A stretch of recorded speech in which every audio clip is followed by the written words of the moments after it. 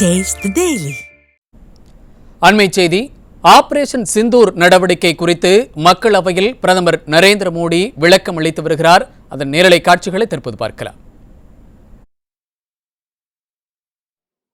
आज भी आतंक के उन आकाओं की नींद उड़ी हुई है।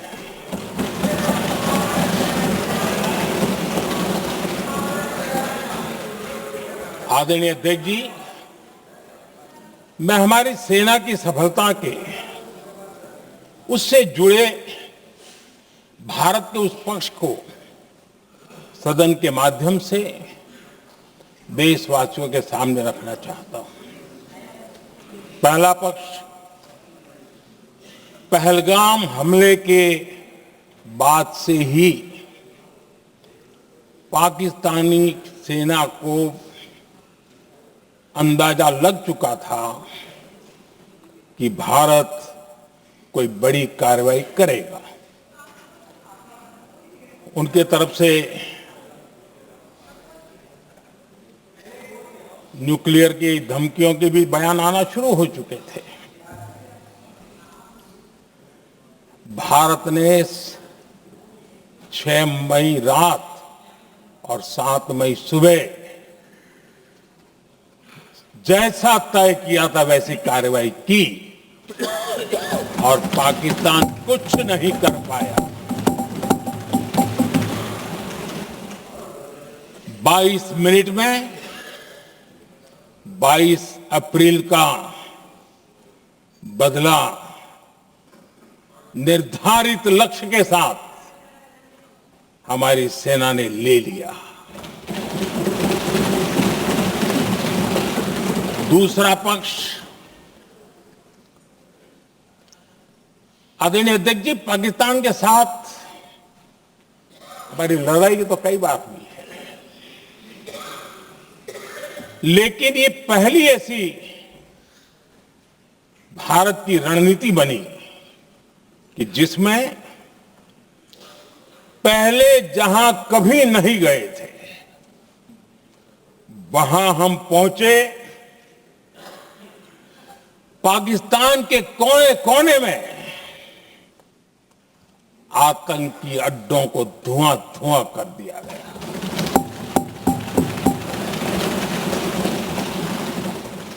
आतंक के गढ़ कोई सोच नहीं सकता कि वहां तक कोई जा सकता है।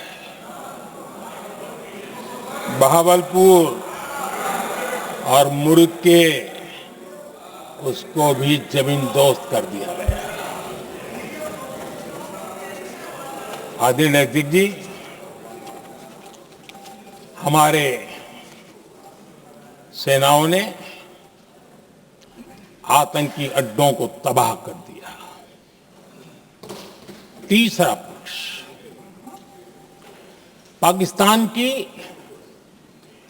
न्यूक्लियर धमकी को हमने झूठा साबित कर दिया।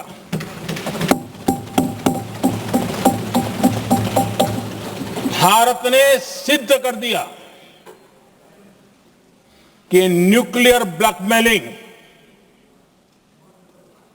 अब नहीं चलेगा और न ही ये न्यूक्लियर ब्लैकमेलिंग के सामने भारत झुकेगा। आदरणीय अध्यक्ष जी, चौथा पक्ष, भारत ने दिखाई अपनी तकनीकी क्षमता। पाकिस्तान के सीने पर सटीक प्रहार किया। पाकिस्तान के एयरबेस एसेट्स को भारी नुकसान हुआ और आज तक उनके कई एयरबेस आईसीयू में पड़े हैं। आज टेक्नोलॉजी आधारित युद्ध का युग है। ऑपरेशन सिंदूर इस महारत में भी सफल सिद्ध हुआ है।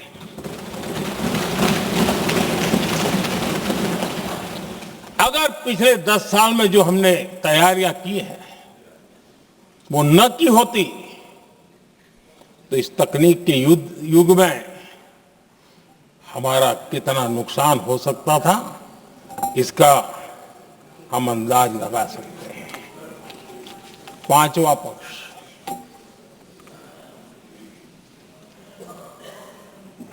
ऑपरेशन सिंदूर के दरमियान पहली बार हुआ जब आत्मनिर्भर भारत की ताकत को दुनिया ने पहचाना। Made in India drone, made in India missile ने पाकिस्तान के हथियारों की पोल खोल करके रख दी।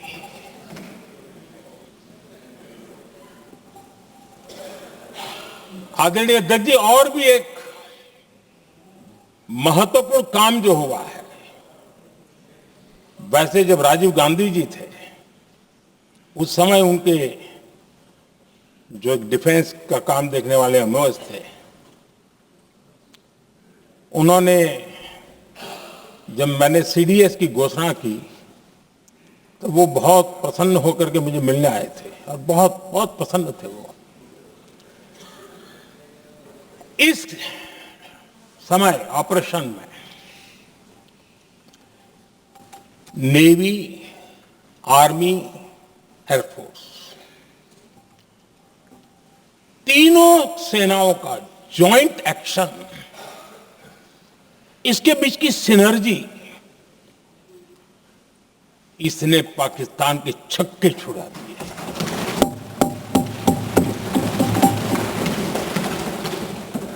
आदरणीय अध्यक्ष जी, आतंक की घटनाएं पहले भी देश में होती थी, लेकिन पहले आतंकवादियों के मास्टरमाइंड निश्चिंत होते थे और वो आगे की तैयारी में लगे रहते थे, उनको पता था कुछ नहीं होगा। लेकिन अब स्थिति बदल गई है। अब हमले के बाद मास्टरमाइंड को नींद नहीं आती। उनको पता है कि भारत आएगा और मार के जाएगा।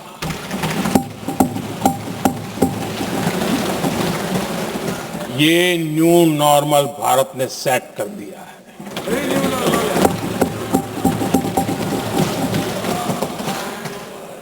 आदरणीय अध्यक्ष जी, दुनिया ने देख लिया कि हमारी कार्यवाही का दायरा कितना बड़ा, स्केल कितना बड़ा। सिंदूर से लेकर के सिंधु तक पाकिस्तान पर कार्रवाई की है। ऑपरेशन सिंदूर ने तय कर दिया कि भारत में आतंकी हमले की, उसके आकाओं को और पाकिस्तान को भारी कीमत चुकानी पड़ेगी। अब ऐसे ही नहीं जा सकते। आदरणीय अध्यक्ष जी, ऑपरेशन सिंदूर से स्पष्ट होता है कि भारत ने 3 सूत्र तय किए हैं।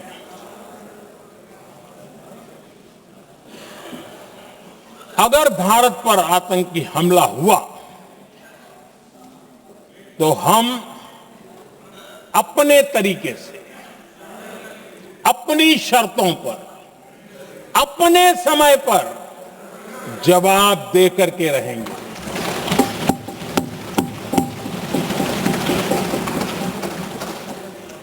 दूसरा, कोई भी न्यूक्लियर ब्लैकमेल अब नहीं चलेगा।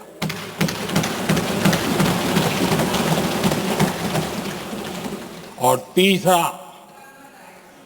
हम आतंक की सरपरस्त सरकार और आतंक के आकाओं, उनको अलग अलग नहीं देखेंगे।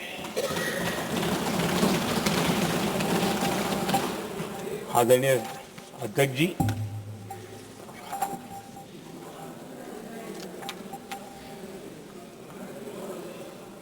यहां पर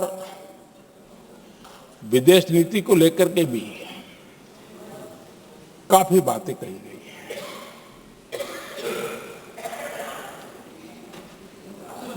दुनिया के समर्थन को लेकर के भी काफी बातें कही गई। मैं आज सदन में कुछ बातें पूरी स्पष्टता से कह रहा हूं। दुनिया में किसी भी देश ने भारत को अपनी सुरक्षा में कार्रवाई करने से रोका नहीं है।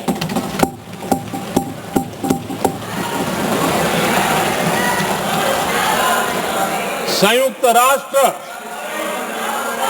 193 कंट्रीज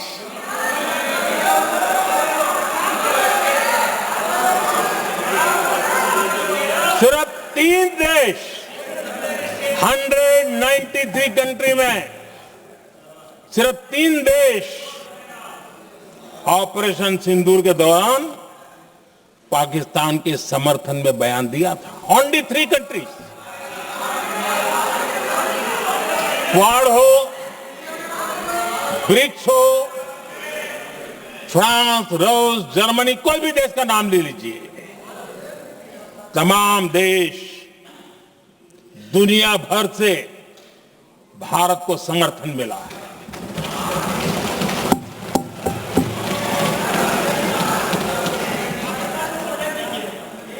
आदरणीय अध्यक्ष जी, दुनिया का समर्थन तो मिला, दुनिया के देशों का समर्थन मिला, माननीय है, लेकिन ये दुर्भाग्य है कि मेरे देश के वीरों के पराक्रम को कांग्रेस का समर्थन नहीं।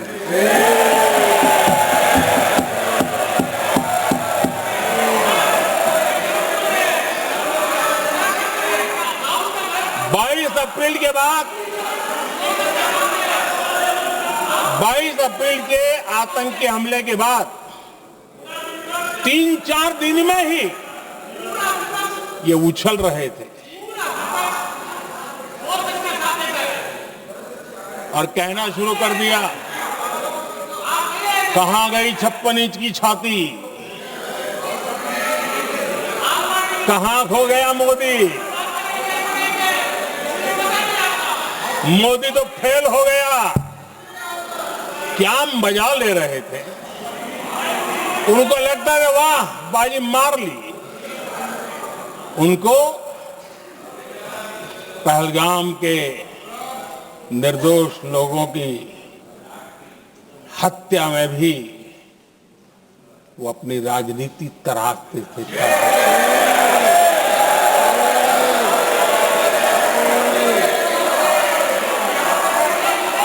अपनी स्वार्थी राजनीति के लिए मुझ पर निशाना साध रहे थे, लेकिन उनकी ये बयानबाजी, इनका छिछोरापन देश के सुरक्षा बलों का मनोबल गिरा रहा था।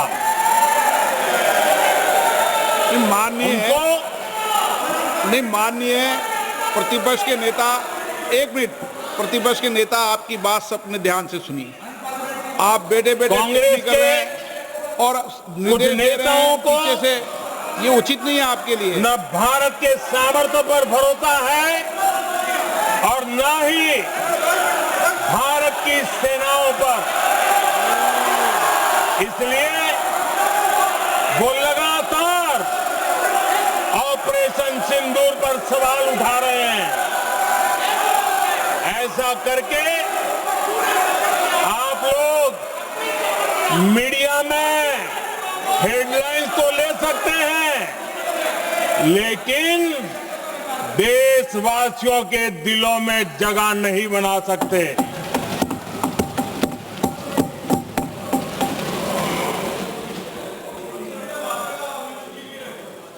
आदरणीय सभापति जी, आदरणीय अध्यक्ष जी, 10 मई को भारत ने ऑपरेशन सिंदूर के तहत हो रहे एक्शन को रोकने की घोषणा की।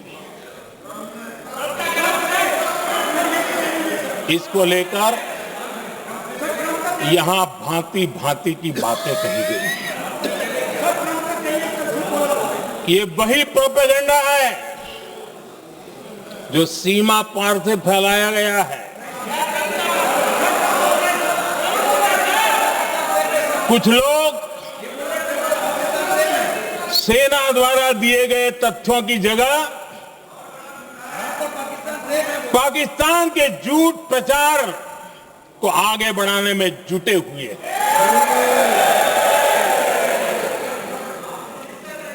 जबकि भारत का रुख हमेशा स्पष्ट रहा है। आदरणीय अध्यक्ष जी, कुछ चीजें मैं जरा स्मरण भी कराना चाहता हूं।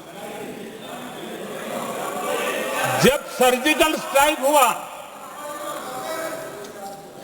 उस समय हमने लक्ष्य तय किया था, हमारे जवानों को तैयार करके कि हम उनके इलाके में जाकर के आतंकियों के जो लॉन्चिंग पैड है उनको नष्ट करेंगे। और सर्जिकल स्ट्राइक, एक रात के उस ऑपरेशन में हमारे लोग सूर्योदय होते होते काम पूरा करके वापस आए।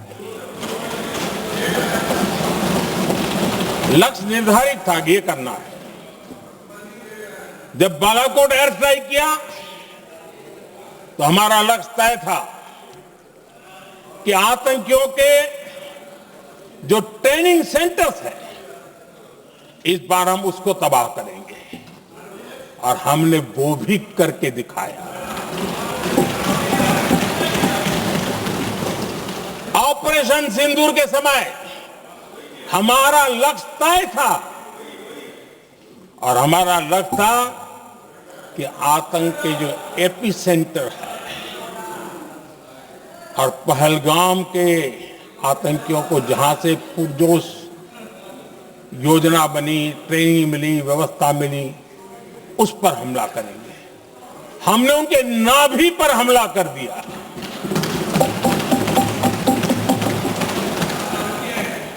जहां पहलगाम के आतंकियों का रिक्रूटमेंट हुआ, ट्रेनिंग होती थी, फंडिंग होता था, उन्हें टेक्निकल सपोर्ट मिलता था, शस्त्र सरंजाम मिलता था, उस जगह को आइडेंटिफाई किया और हमने सटीक तरीके से ऑपरेशन सिंदूर के तहत आतंकियों की नाभि पे प्रहार कर दिया। और आदरणीय अध्यक्ष जी, इस बार भी हमारी सेना ने 100% लक्ष्यों को हासिल करके देश के सामर्थ्य का परिचय दिया।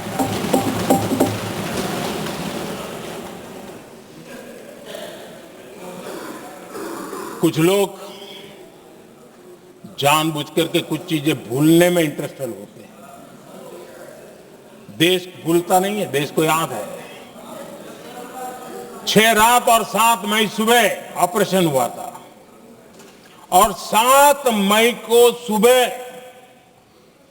भारत ने प्रेस कॉन्फ्रेंस हमारी सेना ने की, और इस प्रेस कॉन्फ्रेंस में भारत ने स्पष्ट कर दिया था,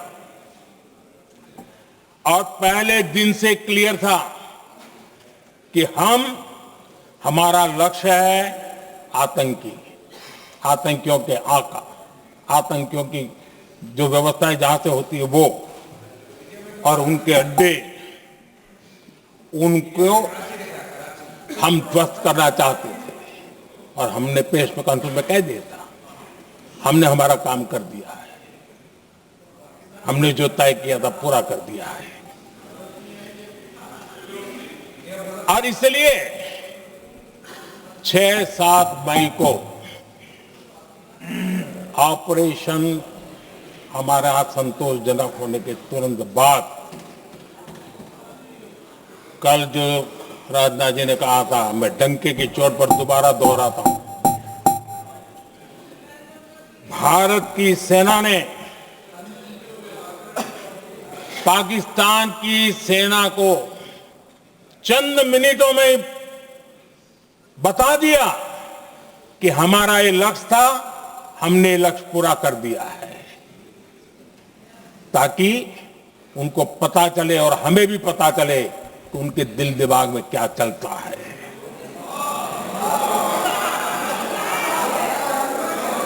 हमने अपना लक्ष्य 100% हासिल कर लिया था और पाकिस्तान में समझदारी होती तो आतंकियों के साथ खुलेआम खड़े रहने की गलती न करता। उसने निर्लज्ज होकर के आतंकवादियों के साथ खड़े रहने का फैसला किया। हम पूरी तरह तैयार थे, हम भी मौके की तलाश में थे, लेकिन हमने दुनिया को बताया था कि हमारा लक्ष्य आतंकवाद है, आतंकवादी आता है, आतंकवादी ठिकाने हैं, वो हमने पूरा कर दिया। लेकिन जब पाकिस्तान ने आतंकियों की मदद में आने का फैसला किया और मैदान में उतरने की हरकत की, तो भारत की सेना ने सालों तक याद रह जाए ऐसा करारा जवाब दे करके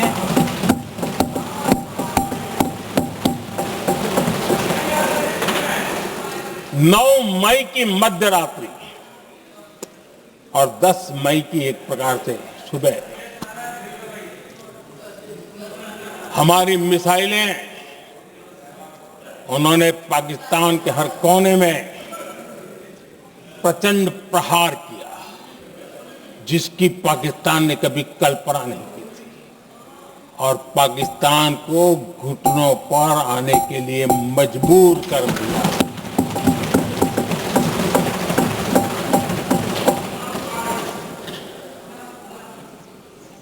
और आपने टीवी में भी देखा है, वहां से क्या बयान आते थे। पाकिस्तान के लोग, अरे मैं तो स्विमिंग पूल में नहा रहा था, कोई कह रहा था मैं तो दफ्तर जाने की तैयारी कर रहा था, हम कुछ सोचे पहले तो भारत ने तो हमला कर दिया। ये पाकिस्तान के लोगों के बयान है और देश ने देखे हैं। स्विमिंग पूल में नहा रहा था।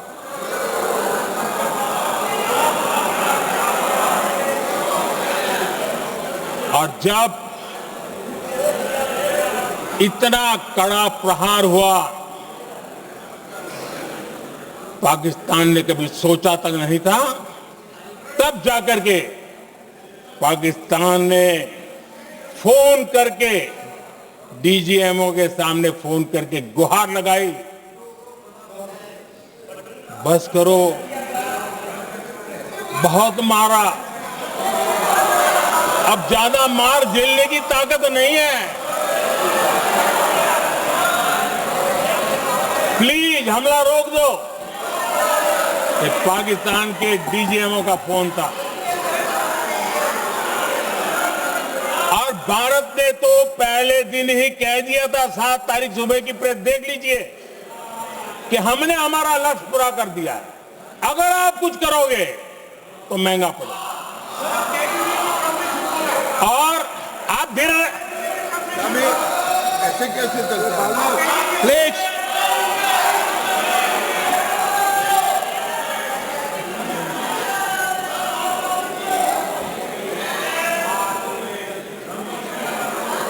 मैं आज दोबारा कह रहा हूं, ये भारत की स्पष्ट नीति थी, सुविचारित नीति थी, सेना के साथ मिलकर के तय की हुई नीति थी, और वे ये थी कि हम आतंक, उनके आका, उनके ठिकाने, ये हमारा लक्ष्य है।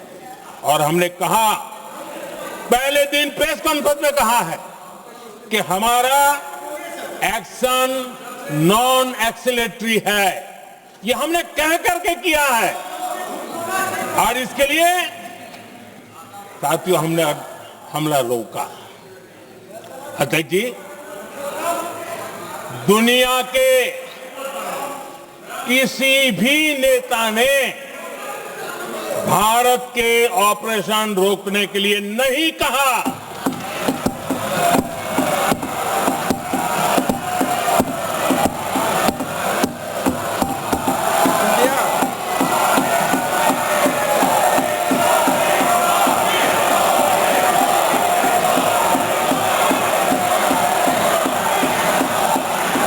उसी दौरान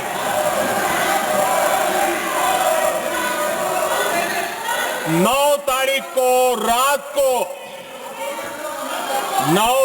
को रात को अमेरिका के उपराष्ट्रपति जी ने मुझसे बात करने का प्रयास किया। वो घंटे भर कोशिश कर रहे थे, लेकिन मेरी सेना के साथ मीटिंग चल रही थी, तो मैंने उनका फोन उठा नहीं पाया। बाद में मैंने उनको कॉल बैक किया। मैंने कहा कि आपका फोन था, 3-4 बार आपका फोन आ गया, क्या है? तो अमेरिका के उपराष्ट्रपति जी ने मुझे फोन पे बताया कि पाकिस्तान बहुत बड़ा हमला करने वाला है। ये उन्होंने मुझे बताया। मेरा जो जवाब था, जिनको समझ नहीं आता है उनको तो नहीं आएगा,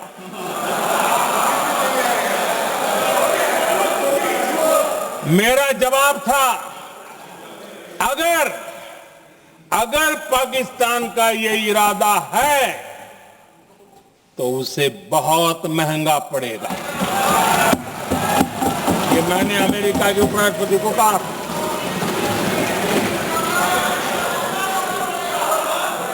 अगर पाकिस्तान हमला करेगा तो हम बड़ा हमला कर करके जवाब देंगे।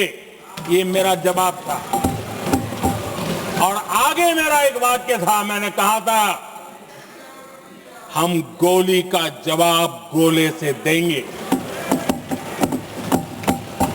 ये 9 तारीख रात की बात है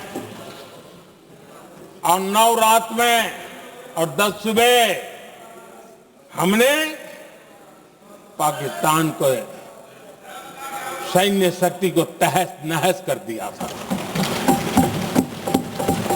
और यही हमारा जवाब था, यही हमारा जज्बा था। और आज पाकिस्तान भी भली भांति जान गया है कि भारत का हर जवाब पहले से ज्यादा तगड़ा होता है।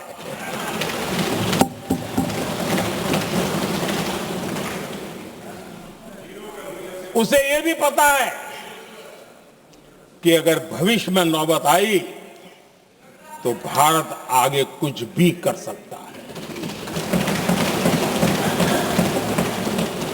और इसलिए मैं फिर से लोकतंत्र के इस मंदिर में दोहराना चाहता हूं, ऑपरेशन सिंदूर जारी है।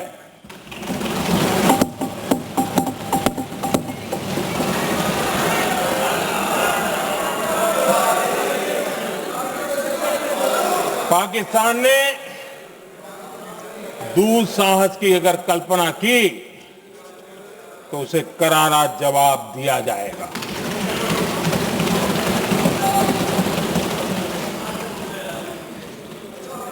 आदरणीय अध्यक्ष जी, आज का भारत आत्मविश्वास से भरा हुआ है। आज का भारत आत्मनिर्भरता के मंत्र को लेकर के पूरी शक्ति के साथ तेज गति से आगे बढ़ रहा है। देश देख रहा है भारत आत्मनिर्भर बनता जा रहा है। लेकिन देश ये भी देख रहा है कि एक तरफ तो भारत आत्मनिर्भरता की ओर तेज गति से आगे बढ़ रहा है, लेकिन कांग्रेस मुद्दों के लिए पाकिस्तान पर निर्भर होती जा रही है।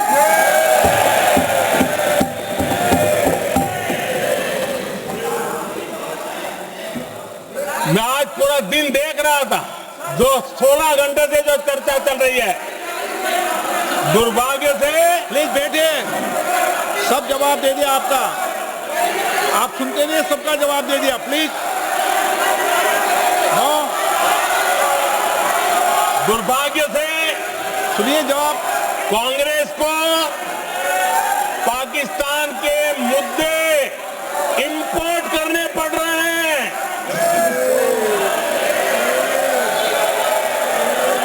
आदरणीय अध्यक्ष जी, आज के वॉरफेयर में इंफॉर्मेशन और नैरेटिव्स की प्लीज बैठिए। बहुत बड़ी भूमिका है।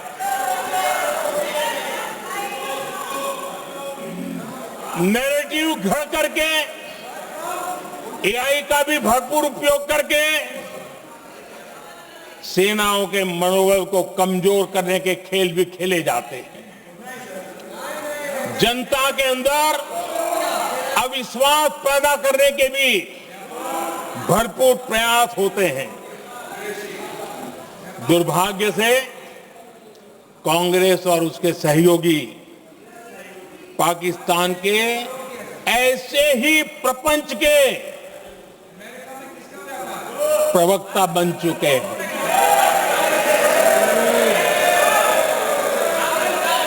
आदरणीय अध्यक्ष जी, देश की सेना ने, आदरणीय अध्यक्ष जी, ये तरीका है देश आपका? की सेना ने, बैठिए बैठिए। देश की सेना ने सर्जिकल स्ट्राइक की। बैठिए।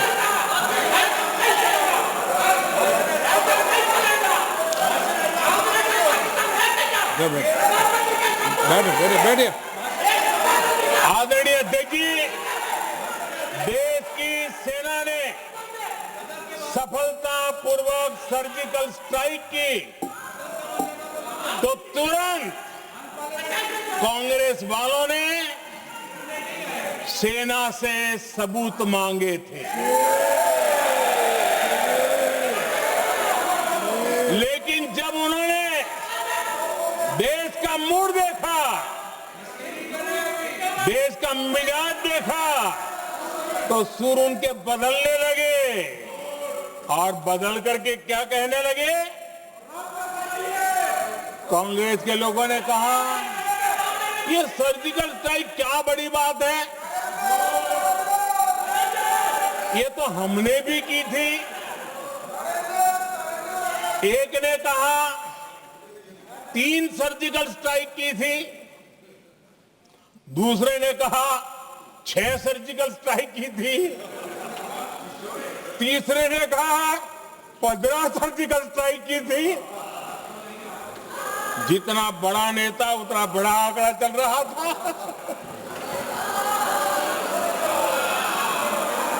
आदरणीय अध्यक्ष जी, इसके बाद बालाकोट में सेना ने एयर स्ट्राइक की। अब एयर स्ट्राइक तो ऐसी थी कि वो कुछ कह नहीं सकते थे, इसलिए ये तो नहीं कहा कि भाई हमने भी की थी।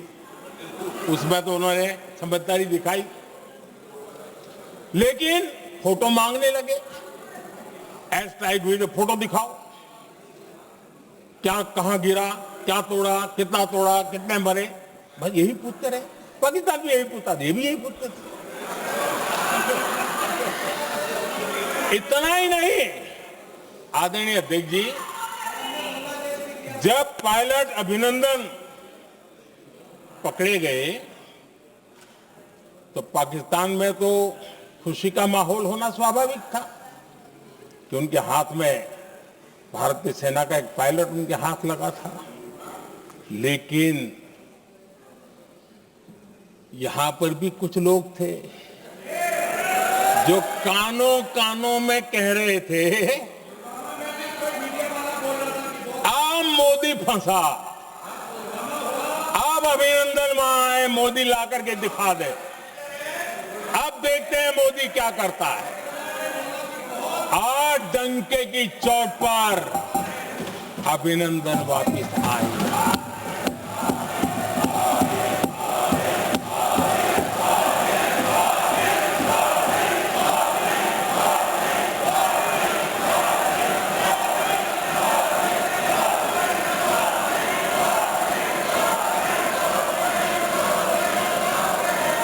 हम अभिनंदन को ले आए तो इनकी बोलती बंद हो गई। इनको लगा यार कि नसीब वाला आदमी है, हमारा हथियार हाथ से निकल गया। आदरणीय अध्यक्ष जी, पहलगाम हमले के बाद हमारा बीएसएफ का एक जवान पाकिस्तान के कब्जे में गया, तो फिर इनको लगा वाह बड़ा मुद्दा हाथ में आ गया है, अब मोदी फंस जाएगा। अब तो मोदी की फजीयत जरूर होगी। और उनकी इकोसिस्टम ने सोशल मीडिया में बहुत सारी कथाएं वायरल की कि ये बीएसएफ के जवान का क्या होगा, उसके परिवार का क्या होगा, ये वापस आएगा, कब आएगा, कैसे आएगा, न जाने क्या क्या चला दिया।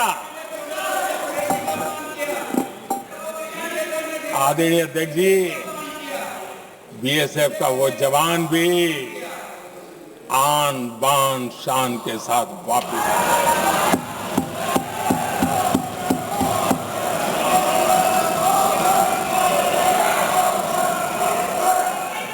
आतंकवादी रो रहे हैं, आतंकवादियों के आका रो रहे हैं, और उनको रोते देखकर यहां भी कुछ लोग रो रहे हैं।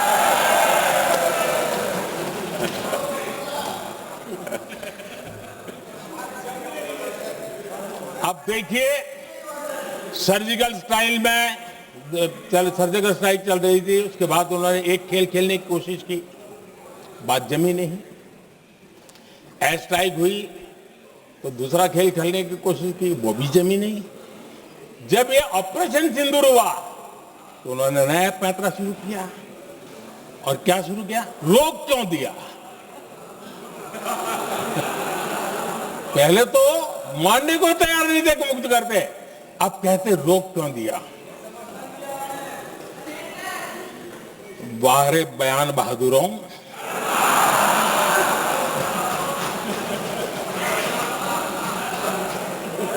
आपको विरोध का कोई न कोई बहाना चाहिए, और इसलिए सिर्फ मैं नहीं, पूरा देश आप पर हंस रहा है।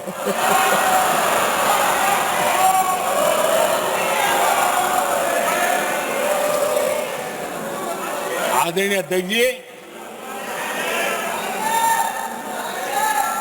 सेना का विरोध,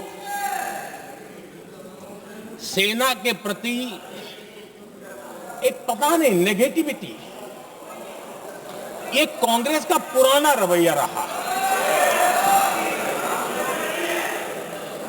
देश ने अभी अभी करगिल विजय दिवस मनाया,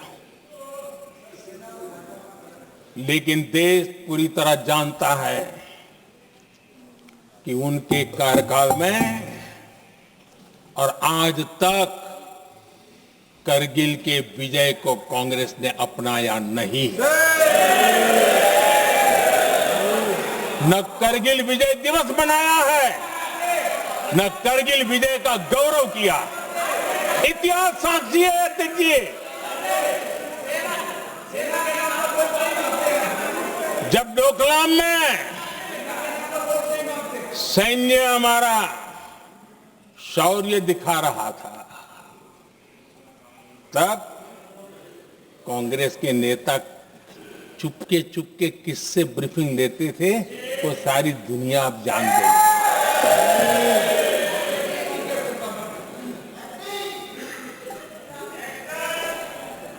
आप निकाल दीजिए पाकिस्तान के सारे बयान और यहां हमारा विरोध करने वाले लोगों के बयान फुल स्टॉप कॉमा के साथ एक है। क्या कहेंगे इसको? और बुरा लगता है सच बोलते हैं तो। पाकिस्तान के साथ सुर में सुर मिला दिया जाता है। आदरणीय अध्यक्ष जी, देश हैरान है। कांग्रेस ने पाकिस्तान को क्लीन चिट दे दी है।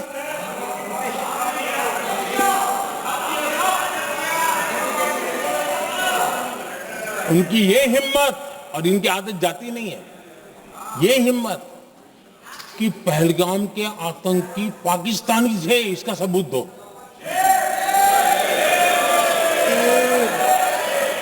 क्या कह रहे हो तुम लोग? तो कौन सा तरीका है? और यही मांग पाकिस्तान कर रहा है जो कांग्रेस कर रही है। और आदरणीय अध्यक्ष जी, आज जब सबूतों की कोई कमी नहीं है, सब कुछ आंखों के सामने दिखता है, तब ये हालत है। अगर ये सबूत ना होते तो क्या करते ये लोग, आप बताइए। आदरणीय अध्यक्ष जी,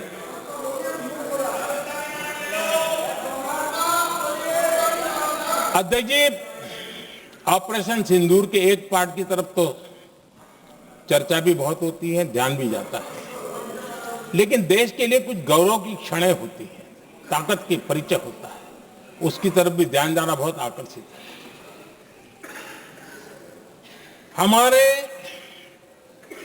एयर डिफेंस सिस्टम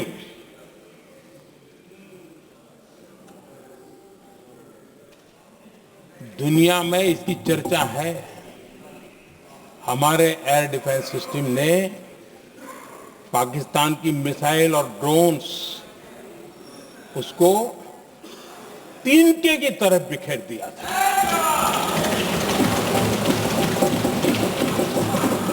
आदरणीय अध्यक्ष जी, मैं एक आंकड़ा आज बताना चाहता हूं, पूरा देश गर्व से भर जाएगा। कुछ लोगों का क्या होगा मैं नहीं जानता, पूरा देश गर्व से भर जाएगा। 9 मई को पाकिस्तान ने करीब 1000 मिसाइलों और आर्म ड्रोन्स के भारत पर बहुत बड़ा हमला करने की कोशिश की। 1000 ये मिसाइलें भारत के किसी भी हिस्से पर गिरती तो वहां भयंकर तबाही मचती, लेकिन 1000 मिसाइल्स और ड्रोन्स को भारत ने आसमान में ही चूर चूर कर दिया।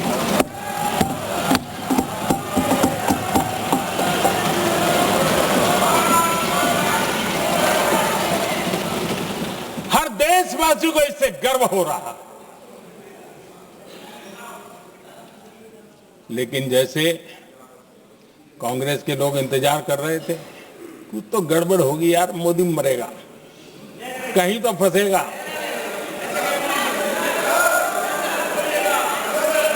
पाकिस्तान ने आदमपुर एयरबेस पर हमले का झूठ फैलाया, उस झूठ को बेचने की भरपूर कोशिश की, पूरी ताकत दी लगा दी। मैं अगले ही दिन आदमपुर पहुंचा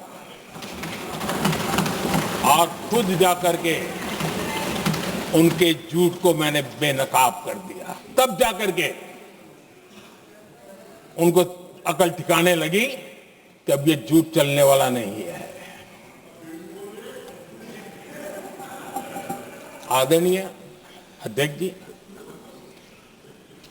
जो हमारे छोटे दलों के साथी हैं, जो राजनीति में नए हैं, उनको कभी शासन में रहने का अवसर नहीं मिला, उनसे कुछ बातें निकलती मैं समझ सकता हूं। लेकिन कांग्रेस पार्टी ने इस देश में लंबे समय तक राज किया है। उसको शासन की व्यवस्थाओं का पूरा पता है, उन चीजों से वो निकले हुए लोग हैं, उनके लिए शासन व्यवस्था क्या होती है इसकी समझ पूरी है, अनुभव है उनके पास। उसके बाद भी विदेश मंत्रालय तुरंत जवाब दे, उसको स्वीकारना नहीं। विदेश मंत्री जवाब दे, इंटरव्यू दे, बार बार बोले, उसको स्वीकारना नहीं। गृह मंत्री बोले, रक्षा मंत्री बोले, किसी पर भरोसा नहीं। जिसने इतने सालों तक राज किया, उनको देश की व्यवस्थाओं पर अगर भरोसा नहीं है, तब शक उठता है कि क्या हालत हो गई है इनकी। आदरणीय अध्यक्ष जी, अब कांग्रेस का भरोसा पाकिस्तान के रिमोट कंट्रोल से बनता है और बदलता है।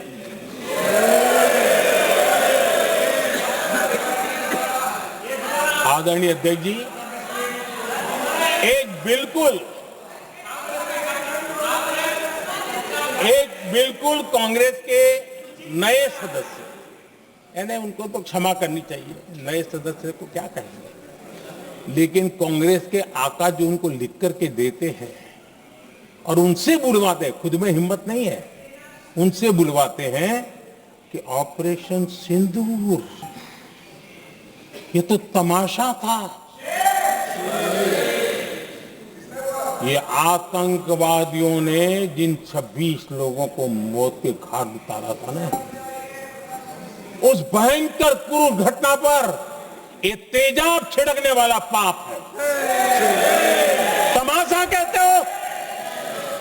आपकी असहमति हो सकती है, और ये कांग्रेस के नेता बुलवाते हैं।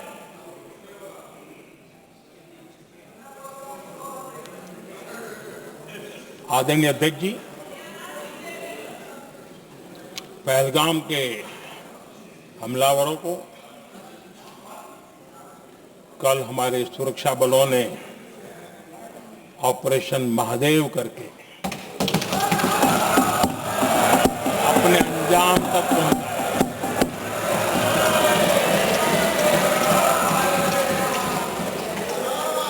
लेकिन मैं हैरान हूं, यहां ठहाके लगा के पूछा गया कि आखिर ये कल ही क्यों हुआ।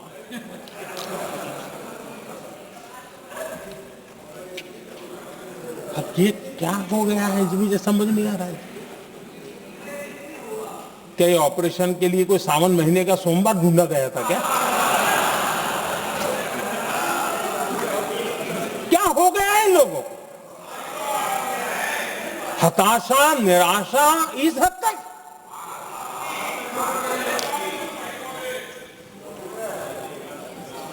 और देखिए मजा, पिछले कई सप्ताह से हाँ ऑपरेशन सिंदूर हो गया तो ठीक है, पहलगाम के आतंकियों का क्या हुआ, पहलगाम के आतंकियों का। अब हुआ तो कल क्यों हुआ?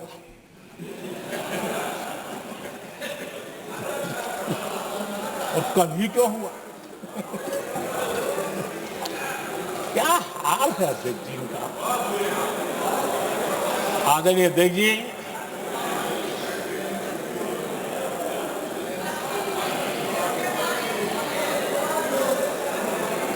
आदरणीय अध्यक्ष जी, शास्त्रों में कहा गया है, हमारे शास्त्रों में कहा गया है, शस्त्रेण रक्षिते राष्ट्रे, शस्त्रेण रक्षिते राष्ट्रे शास्त्र चर्चा प्रवर्तते। अर्थात जब राष्ट्र शस्त्र से सुरक्षित होते हैं, तभी वहां शास्त्र की, ज्ञान की चर्चाएं जन्म ले पाती है।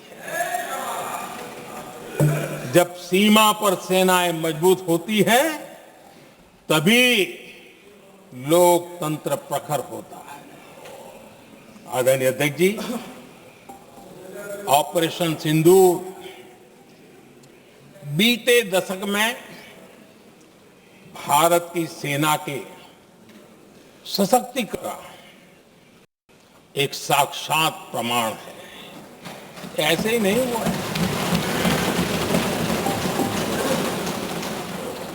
कांग्रेस के शासन के दौरान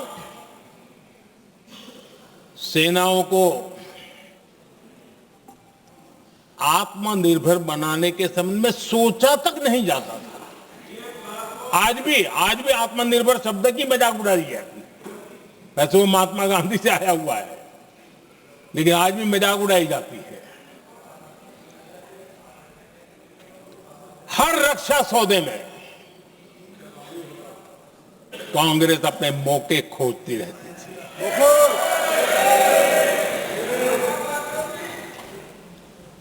छोटे छोटे हथियारों को लिए विदेशों पर निर्भरता, ये इनका कार्यकाल रहा है।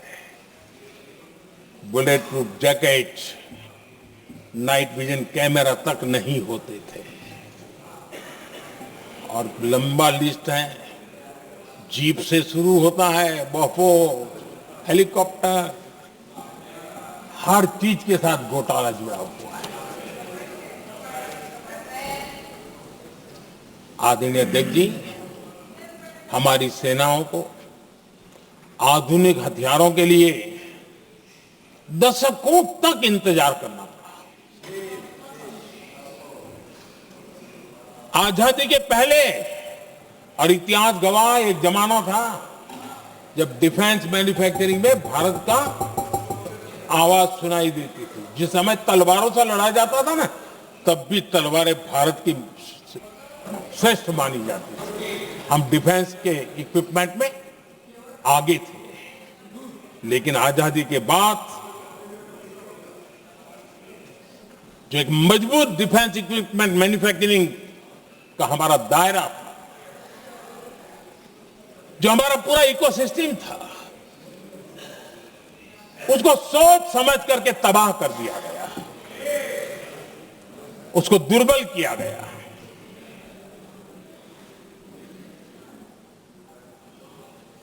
रिसर्च और मैन्युफैक्चरिंग के लिए रास्ते बंद कर दिए गए। अगर इसी नीति पर हम चलते तो भारत इस 21वीं सदी में ऑपरेशन सिंदूर के संबंध में सोच भी नहीं सकता। यह हालत करके रखा हुआ था उन्होंने। भारत को सोचना पड़ता कि अगर कोई एक्शन लेना है तो शस्त्र कहां से मिलेंगे, साधन कहां से मिलेगा, बारूद कहां से मिलेगा, समय पर मिलेगा या नहीं मिलेगा, बीच बचाव में रुकता नहीं जाएगा, ये टेंशन पालना पड़ता है।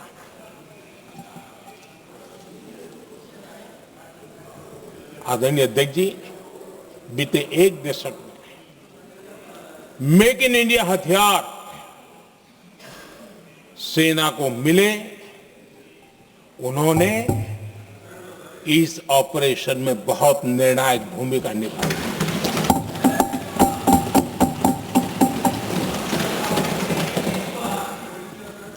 आदरणीय अध्यक्ष जी, एक दशक पहले भारत के लोगों ने संकल्प लिया, हमारा देश सशक्त, आत्मनिर्भर और आधुनिक राष्ट्र बने। रक्षा, सुरक्षा, हर क्षेत्र में बदलाव के लिए एक के बाद एक ठोस कदम उठाए गए, सीरीज ऑफ रिफॉर्म्स किए गए, और देश में सेना में जो रिफॉर्म्स हुए हैं, जो आजादी के बाद पहली बार हुए। चीफ ऑफ डिफेंस स्टाफ की नियुक्ति, ये विचार कोई नया नहीं था, दुनिया में प्रयोग भी चलते हैं, भारत में निर्णय नहीं होते थे। हमने, ये बहुत बड़ा रिफॉर्म था, हमने किया, और बहुत ही मैं हमारी तीनों सेनाओं का अभिनंदन करता हूं कि इस व्यवस्था को उन्होंने दिल से सहयोग किया है, दिल से स्वीकार किया है।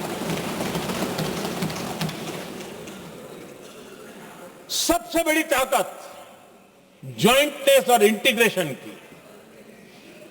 इस समय नेवी हो, एयरफोर्स हो, आर्मी हो, ये इंटीग्रेशन और जॉइंटनेस ने हमारी ताकत को अनेक गुना बढ़ा दिया और उसका परिणाम भी हमें नजर में आया है।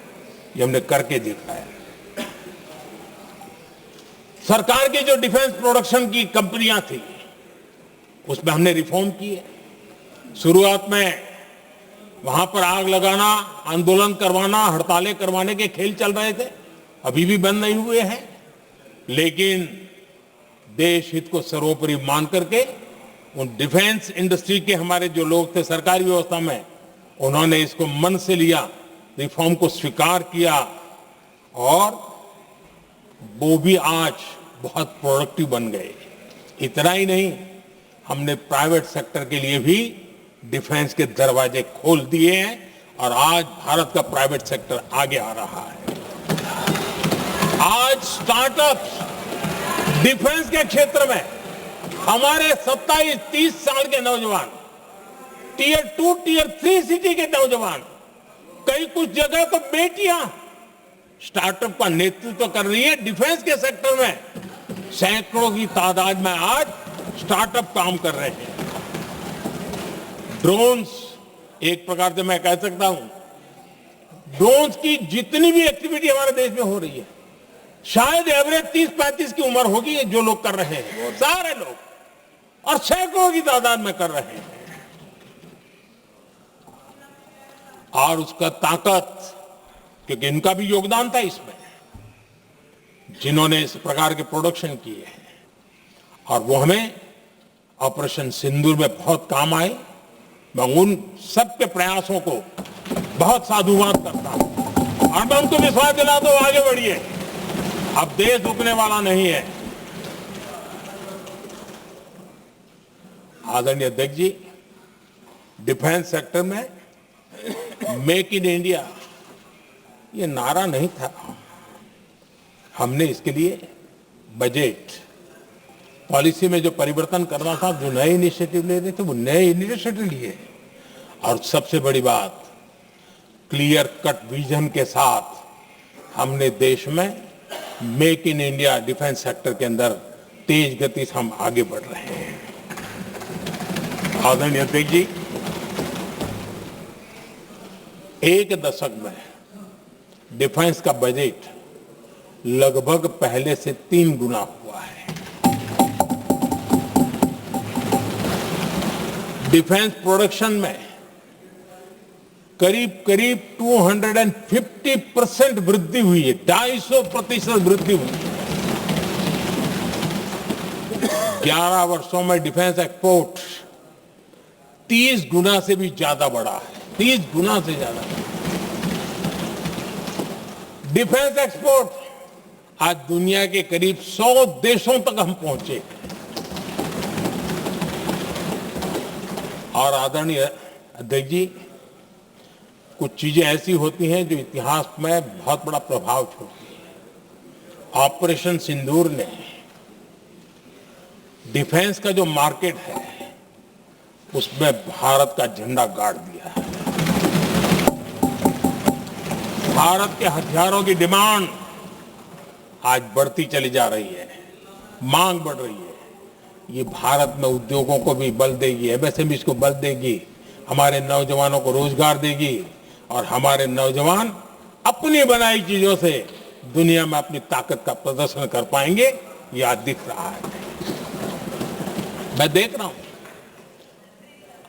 डिफेंस के क्षेत्र में जो आत्मनिर्भर भारत की दिशा में हम जो कदम उठा रहे हैं, मैं हैरान हूं। कुछ लोगों को आज भी तकलीफ हो रही है, जैसे उनका खजाना लूट गया। ये कौन सी मानसिकता है? देश को ऐसे लोगों को पहचानना होगा। आदरणीय अध्यक्ष जी, मैं स्पष्ट करना चाहता हूं, डिफेंस में भारत का आत्मनिर्भर होना ये आज की शस्त्रों की स्पर्धा में के काल में विश्व शांति के लिए भी जरूरी है।